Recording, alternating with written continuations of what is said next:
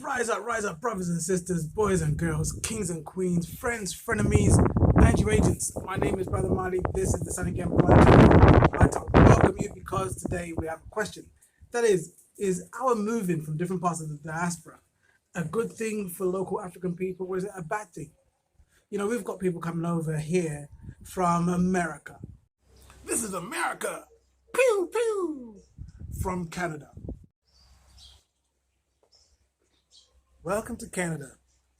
From the UK. England, England, England, England, England, England. From the Caribbean. Yeah, man. All coming back to Africa. And how has that affected people? And those of us that are here, should we even care about that? Or should we just forget about the consequences? Well, I know my point of view. And I've been wanting to talk to you about it, but I've had this voice in my head. It's been saying, oh, don't talk about that. They won't like it if you say that. That's what the voice in my head sounds like. Oh, don't talk about that. They won't like it if you say that. Just say things that they'll like. One thing I've always maintained is that I'd always tell the truth, or at least tell as much of the truth that I can do. Like, I don't want to get beaten up by the local mansdem with a cow horn for speaking too mucking French. I talk a lot, and I don't need that energy around me. I don't need that. But this conversation has been stirring inside of me for so long. It's like a constipated mental poo that's been hanging around for too long. It's starting to stink, and I need to share it with you. But I saw this video that a sister put out, and she really kind of like hit the points I was talking about. So I wanted to share them with you. So have a look at the video while I strike this handsome pose. Speaking of black people, but really this could be applicable to anybody. And I'm saying this at a time where a lot of Americans are starting to think about leaving America. A lot already have, but especially right now, more people are starting to think about leaving. And I am begging you to leave capitalism here. America isn't just bad because of racism. I know that racism might be the thing that you feel the most tangibly. Racism is an arm of capitalism, which came from colonialism. Leave capitalism here. If you're leaving, leave to start new. I'm specifically looking at African Americans who are moving to African countries. And I'm just seeing colonists. We've got to understand what it is. We've got to call a spade a spade. It doesn't make you better because you're black. We cannot just move in droves with no desire to connect to the countries we're moving to, just with the purpose to extract, just build for ourselves. You want to move to build a business for yourself. You want to move to invest for yourself. You're not moving to invest in the country. You're not moving to invest in the community there. You're moving to invest for yourself. What do we call that? We see that on a domestic level in the United States. I just moved back to Atlanta. I grew up around Atlanta. I'd always wanted to come back, and I came back to find that, like, the culture is being sucked out of here. Don't even get me started on the economy. I mean, people move here with no care about what was here before at all. And I know y'all have had to see that in other parts of America. So I'm not understanding how you can move to these other countries and do the same thing. Like, I'm already seeing videos about all this descent from Ghanaians and Kenyans who are talking about how the American migrants there have like caused the economy to jump ×4. I need us to be critical. Okay, this has to be bigger than you. Like, this has to be building a better world. Like, you can only aspire to be what the colonizers were. You can't think outside of that. You can't aspire bigger to that. And look, honestly, imagining a new world is hard. But I promise you, the countries that you move to, somebody's thought about it. Plug into what's there. Please, if you're looking at migrate with intention, and with the intention to connect to the community there. Instead of asking, like, what business can I start? What needs to be done there? Like, how can you bring your skills? Don't just become a new extractor. I can't get down with that. I don't want to be grouped in with y'all. Come on. And then it's like that road leads to nowhere. Capitalism eats itself. In the United States, we're witnessing late stage capitalism. That's what we're leaving. So you want to just go and create the whole cycle. You want to just go start the cycle in a whole new country. And it's okay because you look like them. Now, I don't know this sister, but I like her. I like that she's really thought about it. She's clearly thought about it deeply. Don't get me wrong, before I left the UK and came to Africa, I believed pretty much the same things as what she was saying. But now that I'm here, I've been able to reevaluate my thinking about things. So let's go back to the beginning. She said that racism is a side effect of capitalism. So capitalism evolved from the mercantile sector, from people who were, from merchants, people who traded with one another.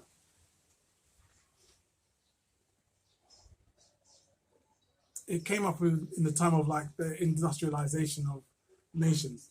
You know what else came up with what else came up in time with industrialization of nations and evolved from that mercantile setup? Slavery did. You see, capitalism and racism are brethren. They're one and the same. You can't have one without the other. You can't have a capitalist society with a slave class. The reason why these countries around Europe, around the Americas, are all complaining about these illegal immigrants coming in is because they actually need the illegal immigrants in the country. It's the normal set of people who are going, I don't like this. These people are messing up my opportunities, which is true. But the politicians don't want to admit that it's them who are having these illegal people coming into the country on purpose. If I could show you the videos that I get on my YouTube telling people from Africa to take this visa, take this test or whatever, or be up with this company that will get you over to Europe. It's all the time you're being sold the opportunity to go to Europe or go to the Americas. You don't need no college degree. You don't need nothing like that. You can just go, and they'll help you make the move. Happens all the time. It's happening all the time. And meanwhile, the overseers keep people distracted by things like YouTube, Disney, and fast food. At the same time, they have a noose tightly, slowly being tightened around the necks of your children and your grandchildren. So they have the next set of slavery class, homegrown, and already living in their place. This has been something that has always been a racial component to it. I believe in the future it's just going to be classes, just like how it used to be back in ancient Britain, right? Where you could have people you could have white people from anywhere, have any kind of white person, and one of you are going to be there at the bottom, and you'll be the peasantry, you'll be the paupers of the lot, all right? And I can see that coming back. So they'll enslave your children and grandchildren, just like they did us 400 years ago. They'll do it to other people later. Next point. I'm specifically looking at African Americans who are moving to African countries. And I'm just seeing colonists. Now, I don't think the sister is aware of how diabolical the colonialists were, because she wouldn't be calling those of us who are over here in Africa colonialists. It's impossible. Let me just give you two examples, right? One of the most infamous famines that happened in India was called the Bengal famine. It was in 1943. At the time, the British were taking resources from the country. They've been stealing Indian people's stuff for 95 years. So they ain't gonna stop. Lesson number one, if you find yourself colonized, don't think that one day people are gonna just change their mind and decide, actually, there's something, we could have a more equilateral relationship with people that we've colonized. It's not gonna happen. They will keep going, keep doing it as long as you allow them. Second example, that was China. Now, they had already brought China to her knees at one point, and decided that it wasn't enough. They had to break the back of China. And so the way they decided to do it was through drugs. So they decided to go back to India, grow fields and fields of poppies, harvest the opium, take it over to China and dump it. So now this mass systematic movement of opium from India to China, that started in 1855 and it continued to 1945. That's 90 years, people. And it only stopped because they knew that at that point Japan was flying warplanes over the South China Sea. They would have loved to kamikaze the British ships before they went to Pearl Harbor. So it was no longer feasible for the British to keep on with their murderous intentions towards people of China. Okay, I'll give you one more example, okay? One more example.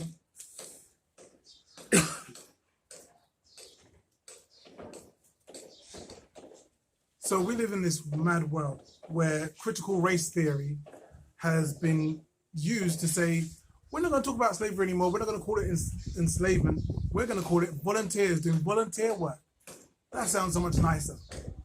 You know, we see these things like critical race theory, like the school to prison pipeline, like black people being attacked by the police for driving while black, or walking while black, or talking while black, or swimming while black, or partying while black, or sleeping while black. We see that these police, they're just an armed response unit on behalf of the government. So when people ask, why do you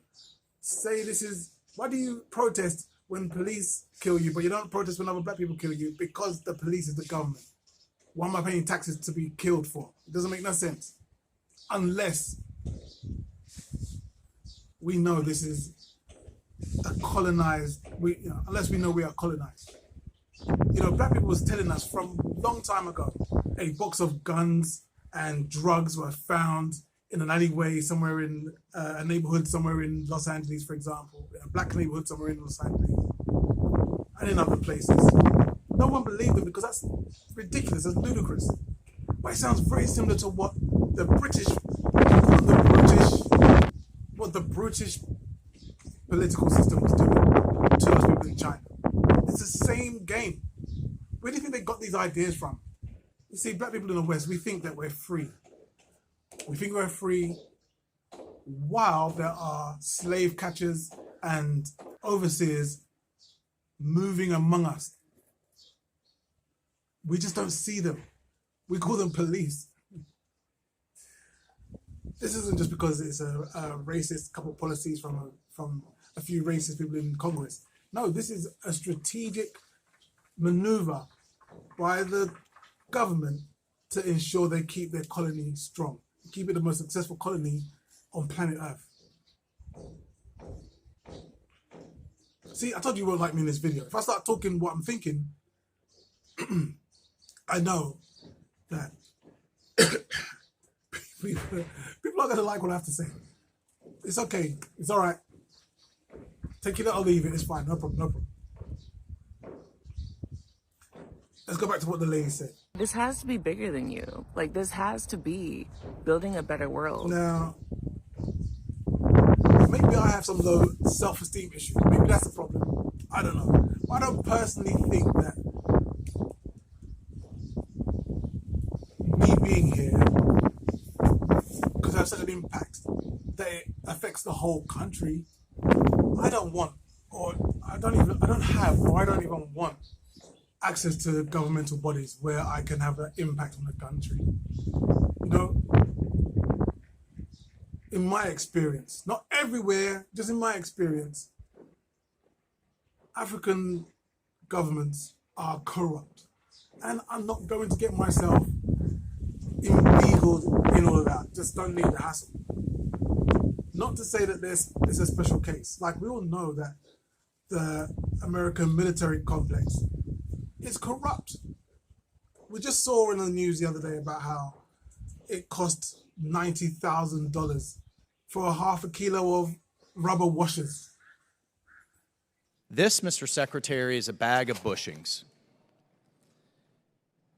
This bag of bushings, stamped out by machinists, Don't need a they need a high school diploma. It's not anything high tech about this. All of this bag is compliant with the FAA specifications. How much do you think the Air Force pays for this bag of bushings? I don't know, Congressman. $90,000. This is a $90,000 bag of bushings that you need for any jet turbine engine just to operate. So the exorbitant cost due to DoD only buying commercial parts from the OEMs, which is essentially sole source, is literally driving us out of business. I mean, the interest on our debt alone is now exceeding, for the first time in American history, the entire defense budget. We can't afford it anymore. You can get them on Amazon for less than $90, but somehow they cost $90,000. We know that the City of London is a massive money laundering machine. It's huge, just laundering money from everywhere. All these countries, you know, these offshore bank accounts you hear about in the Caribbean, they are British colonies. So Britain runs money laundering for everybody. Like Ozarks have got nothing on the City of London. Black people have been protesting, shouting, and talking about how unfair the law is to black people. And the people we were complaining to didn't believe us, didn't think it was even possible. Nah, you can't. What are you trying to say? Because if they were to agree with the premise that law could be corrupted against somebody because of the color of their skin, that would mean that the whole idea of law and order is skewed. No one believed us until it happened to Donald Trump. When it happened to Donald Trump, then this word lawfare came into existence. So we know that there's corruption throughout. So I'm not saying it's just Africa. Like, we deal with corruption in the West big time. Over here, if you have a person at work, that person will become the breadwinner for their family. And it's an extended family. It's not husband, wife, and 2 children. It is husband, wife, husband's brother and his wife, husband's 2 sisters, and mum and dad. And he's taking care of the 10 people in his house off of that one salary. Now, if you have 10 members of staff, that means you're looking after 100 people. That means you're taking care of 100 people. Supporting 100 people who can now pay for things like school fees and school uniforms that will ensure that the next generation of children will be better educated and be able to be more useful citizens for the country in the future. And you've got to build a business for yourself. You can't build a business, open the doors and leave and say, you lot take care of it. It's not for me. No, that's not how business works. That's not how business, that's just how people loot your stuff. What you have to do is open a business and then run the business for yourself. Employ people locally. And you can ensure help people locally. Buy locally. Ensure help people locally. So keep that in mind. But understand what a business is, all right? And this is not capitalism. This is mercantile. This is merchant stuff. Over in Gambia, I had a young man called Lamin working with me. He used to do the jerk chicken. He used to be on the jerk pan, and I taught him everything he knows. He contacted me a little while ago, literally last week, to say he's opened his own restaurant in the Gambia called the Jerk Spot. Now,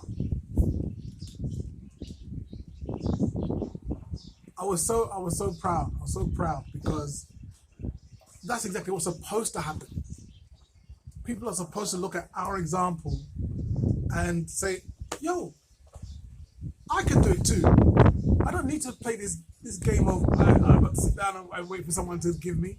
No, if these black people from England, or these black people from America, these black people from Canada, whatever, they can come over here and build something from scratch, then I can do it too.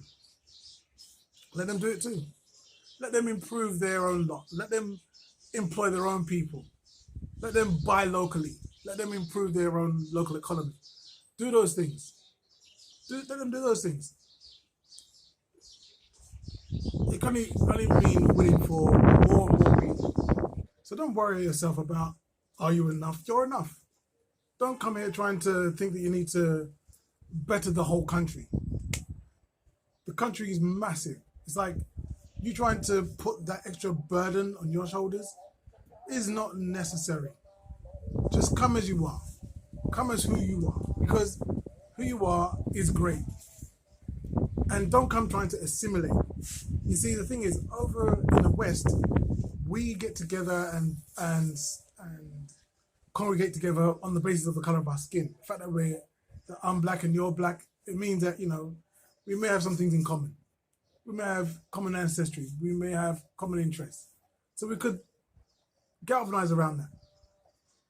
Definitely have common enemies, that's for sure. So we can galvanize around that even.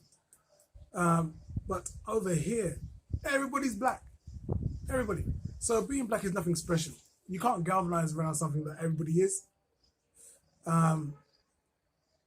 They galvanize around tribes. Now, the way you figure out someone's tribe is by saying, what's your surname? I say, oh, my name is Bai, or it's Sila. But if your surname is Johnson, you don't belong to no tribe. You're an other already. So don't try to turn up and just try and say, hi, can I be your friend? Don't be a beggar friend. Don't do that. That is not a good way to come into an African country. Come in being yourself. Find other people like yourself who've come from the West. You know, if you have children or you have grandchildren, allow them to do the work of becoming friends with local people, and let them grow up and let them be the people who are ingratiated into the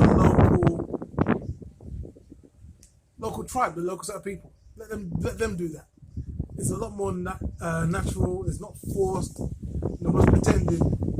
Just do you, because the fact that you're even here will have a positive impact on the local economy, on the local people, and on yourself. All right? I hope this all makes sense. I hope I haven't offended anybody. I probably have, but I hope I haven't. And either way, you know, take it or leave it. It's up to you. I apologize either way. This is your brother Marley. Until next time. Peace.